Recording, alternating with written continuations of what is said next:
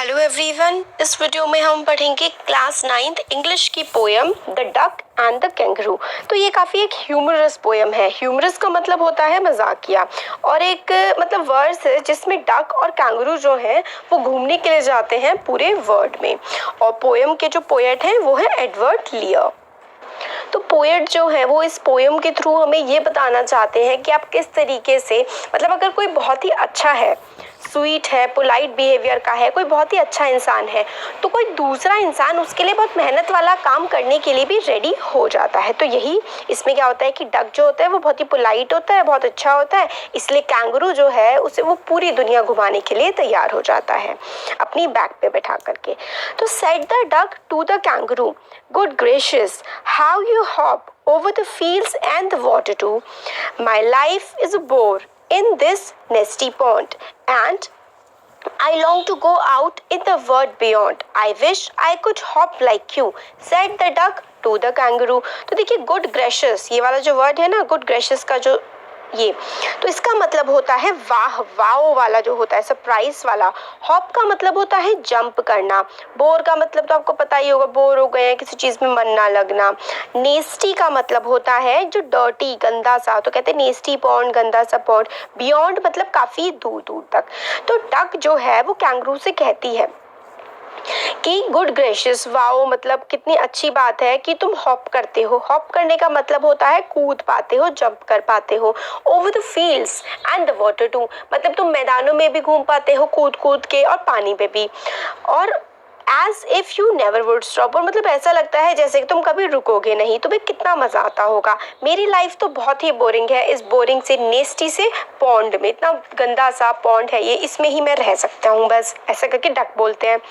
फिर as long, तो वो कहती है कि I long to go out in the world beyond. Long to का मतलब होता है कि मेरा भी मन है कि मैं ये पॉन्ड के बाहर की दुनिया देखूं, और मैं ये विश करती हूँ कि मतलब मैं भी तुम्हारे तरह काश हॉप कर पाती।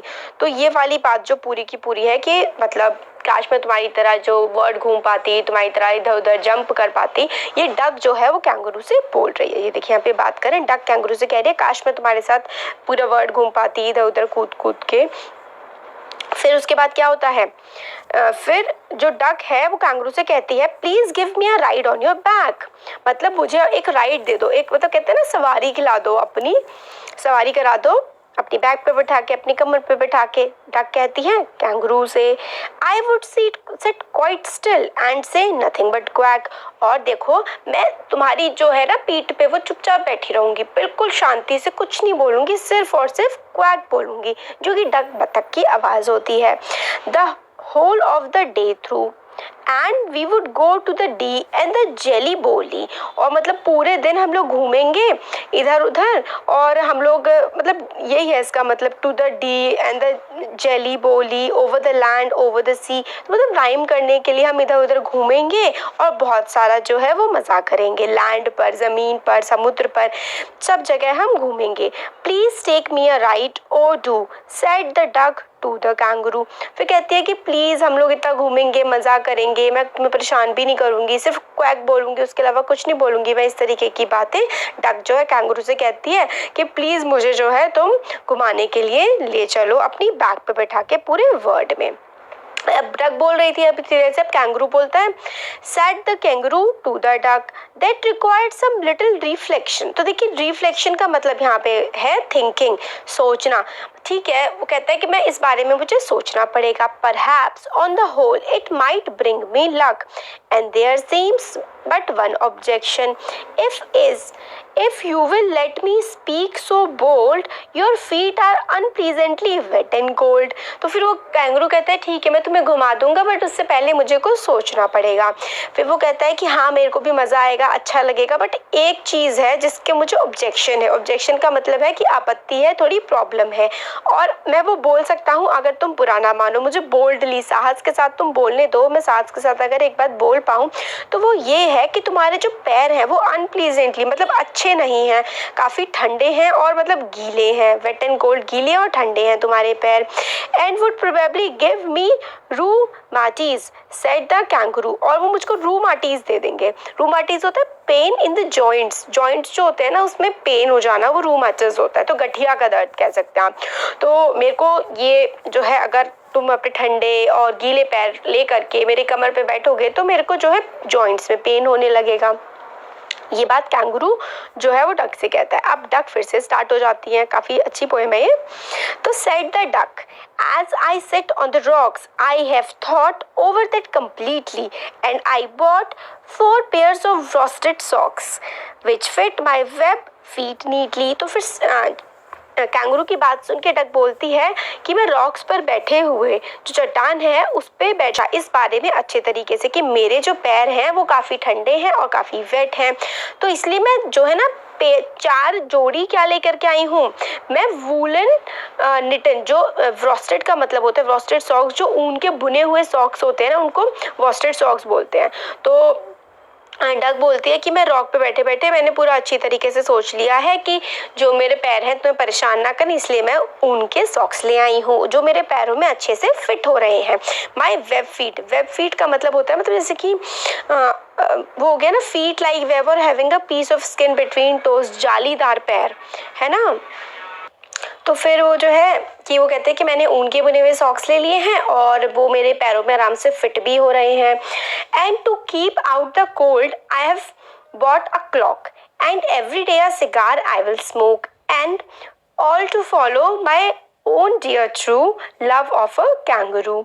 तो फिर वो आगे कहती है कि मैंने जो है सॉक्स ले लिए हैं और अच्छी तरीके से मैंने क्लॉक ले लिया है। क्लॉक होता है पीस ऑफ क्लोथ, मतलब जो ओढ़ने के लिए एक जो कपड़ा टाइप का होता है। और फिर वो कहती है कि मैंने एक सिगार भी ले लिया है। सिगार वही जो होता है ना, roll of dried tobacco leaves, जो बड़ा सा होता है, सिगरेट का बड़ा फॉर्म आप समझ लीजिए। तो सिगार भी ले लिया है और वो कहते हैं कि इन सब चीज़ों से हम गर्म रहेंगे और मैं तुमको हर जगह जो है वो फॉलो करती रहूँगी और कितना हम लोगों को मज़ा आएगा। Dear true love of a kangaroo, मतलब हम लोग को दोनों वो प्यार से बोलती हैं कि कितना अच्छा लगेगा, हम दोनों साथ में घूमेंगे, बड़ा मज़ा आएगा, यही वाली बात। Said the kangaroo, I am ready, all in the moonlight pale, but to balance me well, dear duck, sit steady, and quite at the end of my tail। फिर वो कैंगरू मान जाता है, ठीक है कि हाँ चलो मैं रेडी हूँ। ऑल द मून लाइट पेल, मतलब मून लाइट का क्या होता है, चांदनी, हल्की जो डिम डिम सी चांदनी होती है। फिर कहते हैं हम पूरे टाइम जो है घूमेंगे अच्छे से, मगर तुम आराम से बैठना मेरे। फिर वो कहते हैं कि मूनलाइट में वो आराम से घूमेंगे, बट वो कहते हैं कि डक से कि तुम स्टेडीली आराम से बैठना और बैलेंस करके, मेरी जो देखिए यहाँ पे है ना पूंछ के एंड में बैलेंस करके आराम से बैठ जाना। So away they went with a hop and a bound, फिर वो दोनों क्या है चले जाते हैं हॉप करते हुए, और and they hopped the whole world 3 times round, and who so happy, oh who, as the duck and the kangaroo। और फिर वो जो पूरे वर्ल्ड का, पूरी दुनिया का 3 बार चक्कर लगाते हैं, और बताओ कौन ज़्यादा खुश होगा, डक या फिर कैंगरू। अब देखिए कैंगरू को तो बैलेंस करना पड़ रहा है, डक को बिठा के घूमना पड़ रहा है, डक को तो सिर्फ बैठना पड़ रहा है, तो डक ज़्यादा खुश थी।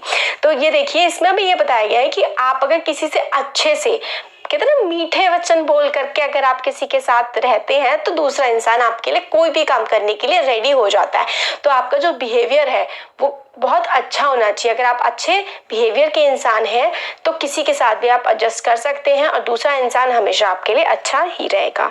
तो कैसा लगा आपको वीडियो, कमेंट सेक्शन में कमेंट करके बता सकते हैं। अच्छा लगा वीडियो को लाइक करिए, चैनल को सब्सक्राइब करिए, अपने फ्रेंड्स के साथ भी शेयर करिए। Thank you.